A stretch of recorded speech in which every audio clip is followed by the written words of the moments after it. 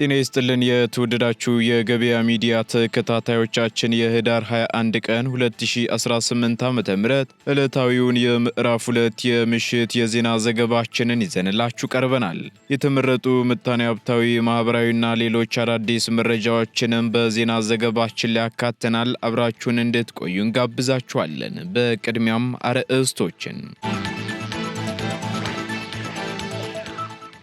ሰሞኑን የተከሰተውን የእሳተ ገሞራ ፍንዳታ በተመለከተ አዲስ መግለጫ ተሰጠም። በመግለጫውም በርካታ መረጃዎች ተነስተዋል። በዝርዝር እናጋራችኋለን።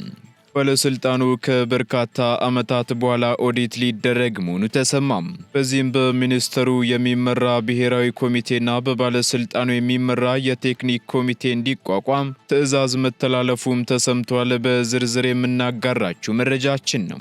በነዳጅ ለሚሰሩ ተሽከርካሪዎች አስገዳጅ ስታንዳርድ መዘጋጀቱ ተገለጸ። በተዘጋጀው አስገዳጅ ስታንዳርድም በርካታ ጉዳዮች ተፈጻሚ እንዲሆኑ የተቀመጡ መስፈርቶች ይፋ ሆነዋል። ሙሉ መረጃ በዝርዝር ትሰሙታላችሁ። አዳዲስ ህጎችና ፖሊሲዎች መዘጋጀታቸውን ሚኒስቴር መስሪያ ቤቱ አስታወቀም።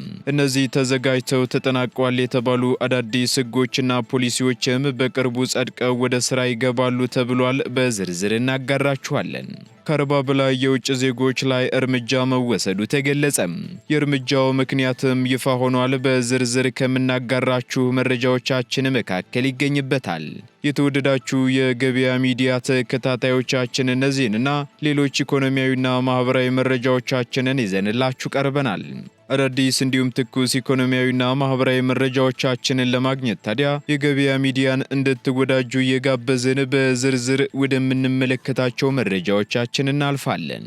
ካሳንቺስ በሚገኘው ሳይት በ3 ሚሊዮን 400 ሺህ ብር ብቻ ቤቶችን እየሸጠ ይገኛል። እንዲሁም ከባለ 1 መኝታ 45 ካሬ እስከ ባለ 4 መኝታ 160 ካሬ አፓርትመንት ቤቶችን ለሽያጭ ማቅረባችንን ስንገልጽ በታላቅ ደስታ ነው። 25% ቅናሽ ለሚጠቀሙ 10 እድለኞች ብቻ ባለ 1 መኝታ 45 ካሬ በ3 ሚሊዮን 442 ሺህ ብር፣ ባለ 2 መኝታ 80 ካሬ በ6 ሚሊዮን 120 ሺህ ብር፣ ባለ 3 መኝታ 105 ካሬ በ8 ሚሊዮን 33 ሺህ ብር፣ ባለ 3 መኝታ 115 ካሬ በ8 ሚሊዮን 790 ሺህ ብር ብቻ፣ ባለ 4 መኝታ 140 ካሬ በ10 ሚሊዮን 71 ሺህ ብር ብቻ፣ እንዲሁም 160 ካሬ በ12 ሚሊዮን 240 ሺህ ብር ብቻ ለሽያጭ አቅርበዋል። ይፍጠኑ። ለበለጠ መረጃ በ0960 77 77 79 ላይ ይደውሉ። አያት ሪል ስቴት። ዜና እረፍት። ኮሜዲያን ወንደሰን አውራሪስ በድንገተኛ የልብ ህመም ምክንያት ህይወቱ ማለፉ ተገለጸ። ኮሜዲያን ወንደሰን አውራሪስ በድንገተኛ የልብ ህመም በዳግማዊ ሚኒሊክ ሆስፒታል በሕክምና ሲረዳ ቆይቶ በዛሬው ዕለት ህይወቱ ማለፉ ተሰምቷል። ኮሜዲያኑ ትላንት አሞኛል ብሎ ለሕክምና ወደ ጤና ተቋማት አምርቶ የነበረ ሲሆን ሌሊቱን ሁሉ ሕክምና እየወሰደ እንደነበር ተገልጿል። ኮሜዲያን ወንደሰን አውራሪስ የአንድ ሴት ልጅ አባት እንደነበር ተነግሯል።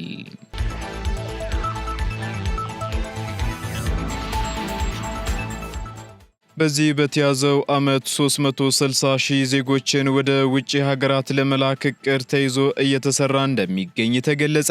የውጭ ሀገር የስራ ስምሪት የኢትዮጵያን ብሔራዊ ጥቅም ማረጋገጥ የሚያስችል ነው ሲሉ በሳውዲ አረቢያ የኢትዮጵያ አምባሳደር ሙክታር ከድር ገልጸዋል።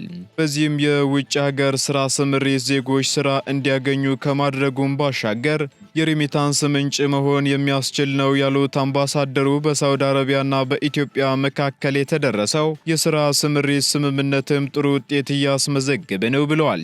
ለአብነትም ባለፈው ዓመት 200 ሺህ ኢትዮጵያውያን በህጋዊ መንገድ ወደ ሀገሪቱ መግባታቸውን አንስተው በዚህ ዓመት ደግሞ 360 ሺህ ዜጎችን ለመላክ እቅድ ተይዞ እየተሰራ እንደሚገኝ አመላክተዋል። በዚህም ስምምነቱን ወደ ሙያተኞች በማሳደግ በተለያዩ ዩኒቨርሲቲዎችና የስልጠና ተቋማት ያሉ ባለሙያዎችን ለማሳተፍ ሰፊ ትኩረት ተደርጓል ያሉት አምባሳደር ሙክታር ከዚህ ጎን ለጎን የሳውዲና የኢትዮጵያ ጆይንት ቢዝነስ ካውንስል ተመስርቶ ውጤታማ መሆን መቻሉን ጠቁመዋል። በተጨማሪም ሁለቱ ሀገራት ቢዝነስ ካውንስል ማቋቋማቸውንም አንስተው ካውንስሉ በኢኮኖሚው ዘርፍ እየተሰራ ያለውን ዲፕሎማሲ የሚገመግምና የሁለትዮሽ ኢንቨስትመንትን የሚያጎለብት መሆኑን አስረድተዋል ሲል ጋዜጣ ፕላስ አስነብቧል። በተጨማሪም የሚያጋጥሙ ችግሮችን የሚቀርፍና አዳዲስ እድሎችን የሚያመቻች መሆኑን ተናግረው የኢትዮ ሳውዲ ዲፕሎማሲያዊ ግንኙነት በጋራ ተጠቃሚነት ላይ የተመሰረተና በተጨባጭ ውጤቶች የታጀበ ዘመናትን የተሻገረ የባህል፣ የሃይማኖት እንዲሁም የህዝብ ለህዝብ ትስስር ያለው ነው ሲሉም ገልጸዋል።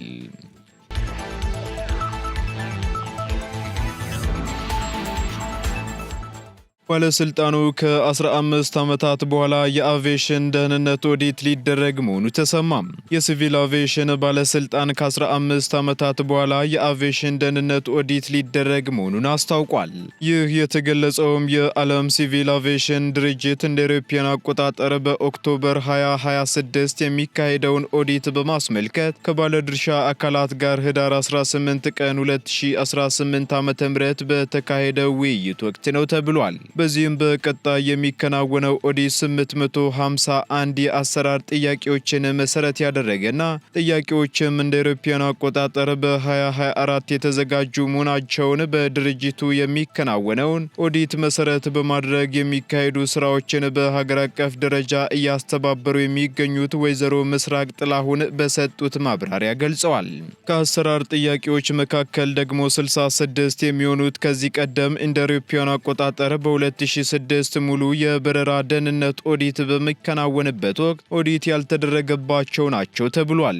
ለጥያቄዎቹ መልስ ሊሆኑ የሚችሉ ማስረጃዎች በሲቪል አቪዬሽን ባለስልጣን በኩል ቢቀርቡም 567 ያህል ጥያቄዎች ግን የኢንዱስትሪ ጉብኝት ማካሄድ የሚያስፈልግባቸው በመሆኑ ከባለስልጣኑ በተጨማሪ ሌሎች ኦዲት ተደራጊ ተቋማትም ዝግጅት ማድረግ እንደሚጠበቅባቸው ወይዘሮ ምስራቅ ተናግረዋል ሲል ሪፖርተር ጋዜጣ ዘግቧል። በዚህም የዓለም የሲቪል አቪዬሽን ድርጅት ኢትዮጵያን ጨምሮ 193 በሚሆኑ አባል ሀገራት የአቪዬሽን አቅማቸውን ለማረጋገጥ የሚያስችለውን ኦዲት የሚያከናውን መሆኑን የተናገሩት ወይዘሮ ምስራቅ ይህም በሀገራት ጥያቄ ወይንም በድርጅቱ ተነሳሽነት የሚከናወን ስለመሆኑ ጠቁመዋል። በተጨማሪም በቀጣይ መከናወን ስላለባቸው ተግባራት ማብራሪያ የሰጡት የትራንስፖርትና ሎጂስቲክ ሚኒስተሩ ዶክተር አለሙ ስሜ በበኩላቸው የሲቪል አቪዬሽን ባለስልጣን ከአደረጃጀትና ከሰው ኃይል አኳያ ለኦዲቱ የሚያስፈልገውን ለይቶ ለመንግስት እንዲያቀርብና አደረጃጀቱም ከዘርፉ እድገት ጋር አብሮ ማደግ እንደሚገባው ገልጸዋል። በዚህም በሚኒስተሩ የሚመራ ብሔራዊ ኮሚቴና በሲቪል አቪዬሽን ባለስልጣን የሚመራ ሌላ የቴክኒክ ኮሚቴ እንዲቋቋም እንዲሁም ኦዲቱ የሚመለከታቸው ተቋማት የየራሳቸውን ኮሚቴ ቢያቋቁሙና ለቴክኒክ ኮሚቴው ደግሞ ሪፖርት ቢያቀርቡ ሲሉ ማሳሰባቸውን ዘገባው ጠቁሟል።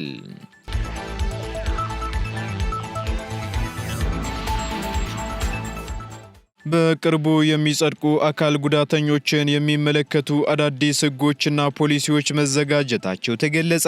የሴቶችና ማህበራዊ ጉዳይ ሚኒስቴር ለአካል ጉዳተኞች የወጡ ነባር አዋጆችና መመሪያዎች ለአፈጻጸምም ሆነ ለአተገባበር ምቹ አልነበሩም ሲል አስታውቋል። ሚኒስቴሩ ይህን ያስታወቀው ከፊታችን ህዳር 24 ቀን 2018 ዓ.ም የሚከበረውን የአካል ጉዳተኞች ቀንን አስመልክቶ ከኢትዮጵያ አካል ጉዳተኞች ብሔራዊ ፌዴሬሽን ጋር በመሆን በሰጠው ጋዜጣዊ መግለጫ ወቅት ነው። በዚህም ቀደም ሲል የአካል ጉዳተኞችን በተመለከተ የወጡ ነባር ህጎች ለአፈጻጸምም ሆነ ለአተገባበር የማይመቹና ችግር የነበረባቸው ናቸው ሲሉ የሴቶችና ማህበራዊ ጉዳይ ሚኒስትር ዴኤታ ወይዘሮ ሁሪያ አሊ ተናግረዋል። በመሆኑም ሚኒስትሩ እነዚህ ህጎች የነበረባቸውን ክፍተት በመለየትና የነበሩትንም ችግሮች ሊያረም የሚችል እንዲሁም የወደፊቱን ጊዜ ታሳቢ በማድረግ የተጠቃለለ የአካል ጉዳተኞች ህግና ፖሊሲ ማዘጋጀቱን በመግለጽም እነዚህ ህግና ፖሊሲዎችን በቅርቡ ይጸድቃሉ ተብሎ እንደሚጠበቁ ገልጸዋል።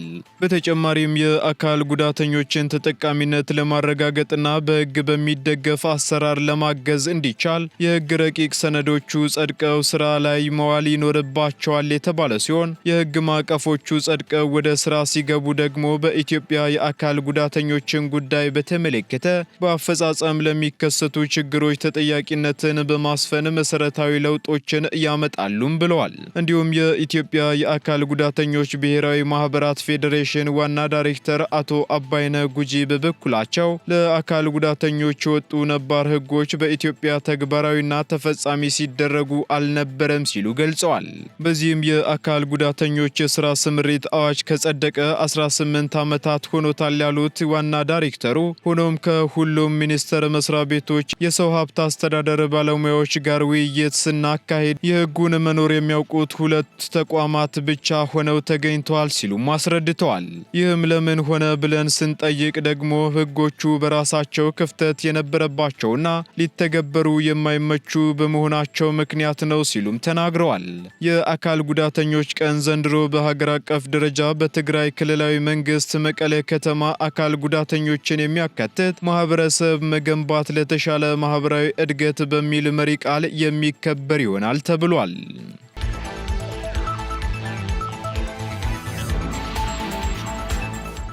ሰሞኑን የተከሰተውን የእሳተ ገሞራ ፍንዳታ በተመለከተ አዲስ መግለጫ ተሰጠም። በአፋር ክልል የተከሰተውን የእሳተ ገሞራ ፍንዳታ አስመልክቶ በማዕድን ሚኒስቴር ከኢትዮጵያ ጂኦሎጂካል ኢንስቲትዩት አዲስ መግለጫ ተሰጥቷል።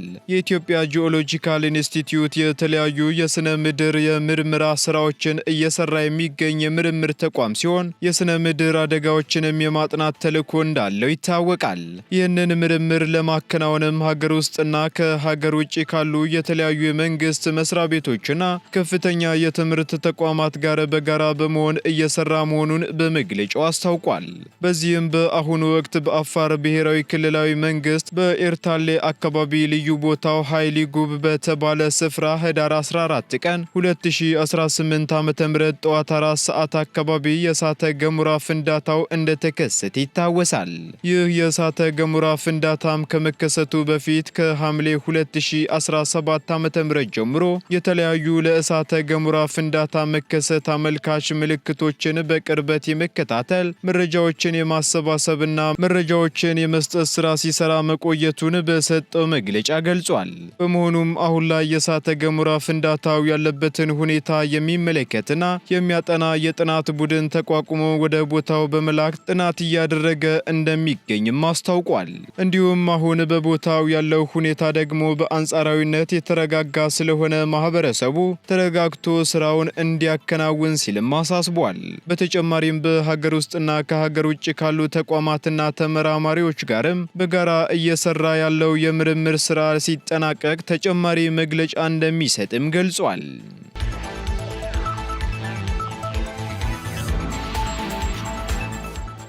በነዳጅ የሚሰሩ ተሽከርካሪዎች የሚለቁት በካይ ጋዝ ምን ያክል መሆን እንዳለበት የሚወስን ስታንዳርድ መዘጋጀቱ ተገለጸ። የትራንስፖርትና ሎጂስቲክ ሚኒስቴር በነዳጅ የሚሰሩ ተሽከርካሪዎች የሚለቁትን በካይ ጋዝ ለመቆጣጠር የሚያስችል መሳሪያ እንዲገጥሙ ሊደረጉ መሆኑንም አስታውቋል። ይህ የተባለውም የኢትዮጵያ ሲቪል አቪዬሽን ባለስልጣን ከእጽዋት የሚዘጋጅ አውሮፕላን ነዳጅ ለመጠቀም የሚያስችል ዘላቂ የአቪዬሽን ነዳጅ ላይ የተሰራ የአዋጭነት ጥናት ሪፖርት በቀረበበት ወቅት ነው።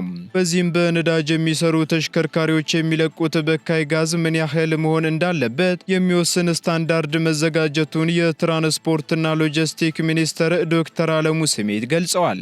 ሚኒስትሩ ስታንዳርዱን ያዘጋጀው ከኢትዮጵያ የደረጃዎች ኢንስቲትዩት ጋር በመሆንና አሽከርካሪዎች በተዘጋጀው ስታንዳርድ መሰረት የማይጠቀሙ ከሆነ እንደሚታገዱም ተገልጿል። በተለይም ለረጅም ጊዜ ያገለገሉና ሞተራቸው ያረጀ ተሽከርካሪዎች የሚለቁት በካይ ጋዝ ከፍተኛ በመሆኑ ካላስተካከሉ እንደሚታገዱ ሚኒስትሩ አስታውቀዋል። በዚህም ተሽከርካሪዎች የሚለቁት የጋዝ መጠን በሕጉ ከተቀመጠው በላይ መብለጥ እንደሌለበት መጠኑን ያስቀመጠ የሕግ ድንጋጌ ተዘጋጅቷል የተባለው። ይህ ሕግ ደግሞ ስራ ላይ መዋሉ በካይ ጋዝ እንዲቀንስ ያደርጋል ያሉት ዶክተር አለሙ በዚህም በቅርቡ ስራ ላይ መዋል እንጀምራለንም ብለዋል። በተጨማሪም ስታንዳርዱን ተግባራዊ ለማድረግ የሚያስችል ቴክኖሎጂ መኖሩን የገለጹት ሚኒስትሩ አሽከርካሪዎች ቴክኖሎጂውን መጠቀምና ስታንዳርዱን ማሟላት ግዴታቸው እንደሆነም አስረድተዋል። ነገር ግን ስታንዳርዱ ሲዘጋጅና ሁሉም ተሽከርካሪዎች ሊጠቀሙበት ይገባል ሲባል በነዳጅ የሚሰሩ ተሽከርካሪዎች ሙሉ በሙሉ እንዳይኖሩ ይደረጋል ማለት ሳይሆን የሚለቁትን በካይ ጋዝ መቆጣጠር እንዲቻል ነው ሲሉም ተናግረዋል። አሽከርካሪዎች የተዘጋጀውን ሕግ ተግባራዊ እያደረጉ መሆናቸውን እንዴት መቆጣጠር ይቻላል ተብሎ ለተነሳው ጥያቄ ምላሽ የሰጡት የትራንስፖርትና ሎጂስቲክ ሚኒስትሩ ተቆጣጣሪ አካሉ በሚያዘጋጀው አሰራር መሰረት ቁጥጥሩ እንደሚደረግ ገልጸዋል። ይህ አሰራር ተግባራዊ ከመደረጉ በፊትም የፎይታ ጊዜ ተሰጥቶ እንደነበር ያስታወሱት ዶክተር አለሙ አሽከርካሪዎች እንዲዘጋጁ ተሰጥቶ እንደነበርና አሁን ላይ ደግሞ የፎይታ ጊዜው ተጠናቆ ወደ ስራ ሊገባ መሆኑን ተናግረዋል። በመሆኑም በሕግ ስልጣን የተሰጠው አካል የሚቆጣጠርበት መሳሪያዎች መኖሩን በመግለጽም በዚያው መሰረት እየዘመነ በፌዴራልም ሆነ በክልል የሚገኙ ተሽከርካሪዎች ተግባራዊ ማድረጋቸውን ያረጋግጣል ሲሉም አብራርተዋል።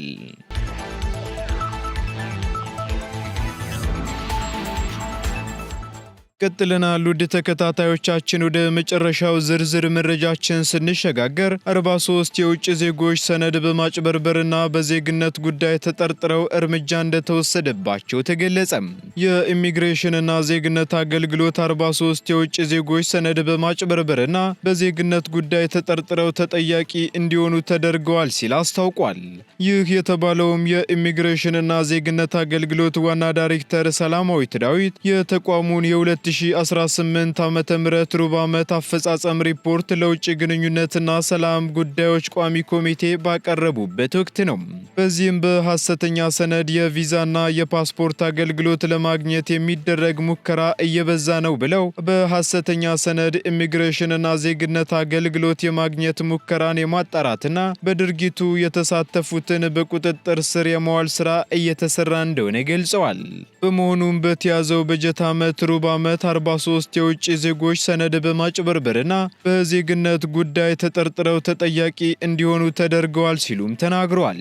በተጨማሪም በሐሰተኛ ሰነድ አገልግሎት ለማግኘት የሚደረግን ማጭበርበር ለማስቀረት ቴክኖሎጂን የመጠቀም ስራ እየተሰራ ነው ሲሉ የኢሚግሬሽንና ዜግነት አገልግሎት ዋና ዳይሬክተሯ ሰላማዊት ዳዊት ተናግረዋል። ተቋሙ አዳዲስ ቴክኖሎጂዎችን በመጠቀም ተገቢውን ሰነድ ለሚያሟሉ ተገልጋዮች አገልግሎት እየሰጠ ነው ያሉት ዳይሬክተሯ በተጭበረበረ ሰነድ አገልግሎት ለማግኘት ሙከራ የሚያደርጉ ተገልጋዮችንም ተጠያቂ የማድረግ ስራው አሁንም ይቀጥላል ብለዋል።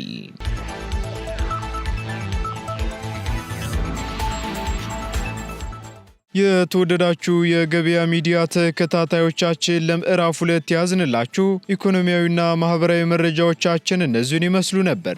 አዳዲስ እንዲሁም ትኩስ ኢኮኖሚያዊና ማህበራዊ መረጃዎቻችንን ለማግኘት ታዲያ የገበያ ሚዲያን እንድትወዳጁ እንጋብዛለን። ሰናይ ጊዜን ተመኘን። ካሳንቺስ በሚገኘው ሳይት በ3 ሚሊዮን 400 ሺህ ብር ብቻ ቤቶችን እየሸጠ ይገኛል። እንዲሁም ከባለ 1 መኝታ 45 ካሬ እስከ ባለ 4 መኝታ 160 ካሬ አፓርትመንት ቤቶችን ለሽያጭ ማቅረባችንን ስንገልጽ በታላቅ ደስታ ነው። 25% ቅናሽ ለሚጠቀሙ 10 እድለኞች ብቻ ባለ 1 መኝታ 45 ካሬ በ3 ሚሊዮን 442 ሺህ ብር፣ ባለ 2 መኝታ 80 ካሬ በ6 ሚሊዮን 120 ሺህ ብር፣ ባለ 3 መኝታ 105 ካሬ በ8 ሚሊዮን 33 ሺህ ብር፣ ባለ 3 መኝታ 115 ካሬ በ8 ሚሊዮን 790 ሺህ ብር ብቻ፣ ባለ 4 መኝታ 140 ካሬ በ10 ሚሊዮን 71 ሺህ ብር ብቻ እንዲሁም 160 ካሬ በ12 ሚሊዮን 240 ሺህ ብር ብቻ ለሽያጭ አቅርበዋል። ይፍጠኑ። ለበለጠ መረጃ በ0960 77 77 79 ላይ ይደውሉ። አያት ሪል ስቴት